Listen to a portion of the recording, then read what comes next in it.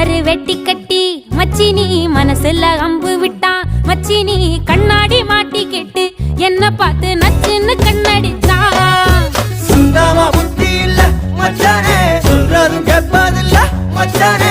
பக்கத்து வீட்டில் எல்லாம் பக்கா வச்சு மொத்தமா செஞ்சு புட்டா. வாழ்க்கைய கெடுத்துட்டங்க மச்சானே, வந்தது அழுதிடுவா மச்சானே.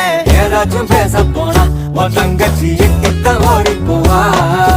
சாவிங்க என்ன பகலிங்க என்ன, உன்னுள்ள வச்சேதான் காப்பானே உன்ன. இந்த சோகம் உன் பக்கம் வந்தா எதிரே நின்னு மோதி வெற்றி கொள்வானே.